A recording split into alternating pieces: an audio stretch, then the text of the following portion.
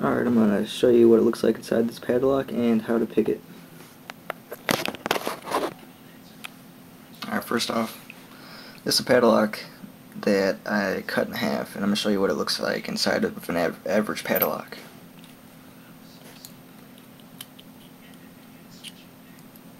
Alright, here, this thing right here, that's the keyway. It's where you stick the key in, and when that turns, it turns this little lever right there, and that is inside these two levers, and when you turn it, it pushes those back, and it allows this to pop up.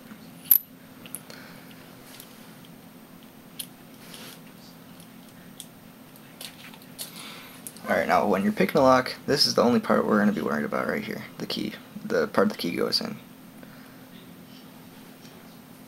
Alright, now inside this, there's pins with springs on top of them. Alright, now this is inside the padlock. This would be this part right here. This would be inside of it. Alright, inside there's pins with springs on top of them. Now there's two sets of pins. There's your key pins, the bottom ones, and your driver pins, the top ones. They actually separate. And that's how the key turns, is when they're separated like that, and the top pins are flush with this line, which would be, right here, because there's a cylinder, it's a cylinder and a plug inside there, and when the pins are flush like that, this inner one's able to turn. Alright, now what a key does, see, these are different heights. The bottom ones, those are different heights. There's smaller ones and bigger ones. And when you put a key on, in like the different heights of the key, push these up till this part right here, where they separate, is flush with this line right here. It's called the shear line. Alright, now how to pick it is, you just stick something in there. It looks like this. It's called a tension wrench. You gotta stick it in the keyway and put pressure on it, like you're turning the key. And then you have to take a pick and you have to push these up until they're flush with the shear line, just like that. Once all of them are up, they'll be separated. Alright, I'll show you what this looks like.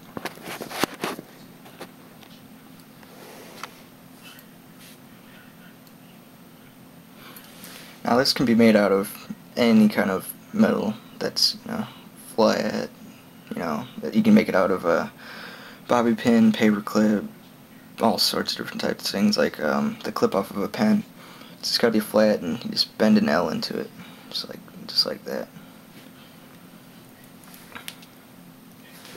Then this one, it's basically the same concept. You can make it out of any piece of metal that you can either bend or grind down or shape into just a little hook at the end. I'm going to be using this one though. Alright, so you stick this into the keyway, at the bottom of the keyway. That way it's easier when you're starting out. Just like that. See, you can see the pin in there that's on top. You got to push those out. Alright, now I'm going to start at the back, push it all the way back, and I'm going to go to the very back pin and push it up. And then the next one. And then keep doing that until I have all of them. Not even there.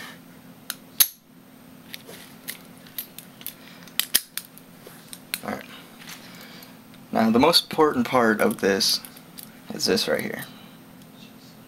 Because you can't be putting too much pressure, because if you put too much pressure, it'll make the pin stick, and it'll make it so you can't push them up. It'll make it either so you can't push them up, or that they won't fall back down so that they'll be in the right position.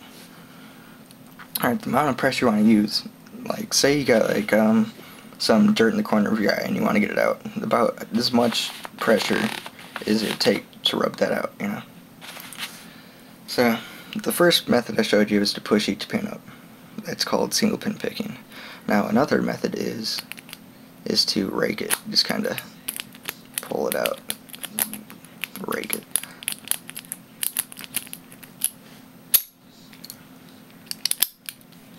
And there, I mean, there's a couple other methods, and there's another method you can just kind of wiggle it, and pretty much just hope the pins get in the right position. And yeah, the reason why that when you put pressure on the when you turn the keyway and it puts pressure on it, the reason why these are able to stay up like this, like say, pick the very first one. See, these ones still need to be picked, and this one, you know, this one's picked. It's up above the shear line. The reason why this works is when you turn it and put pressure on it, it makes a little lip right here. See, this is exaggerated, but it makes just a little bit of a lip, and this one stays up, and this one is able to fall back down. Let's see here. I think that about covers everything. Hopefully, anyways. If you got any questions, let me know. Peace.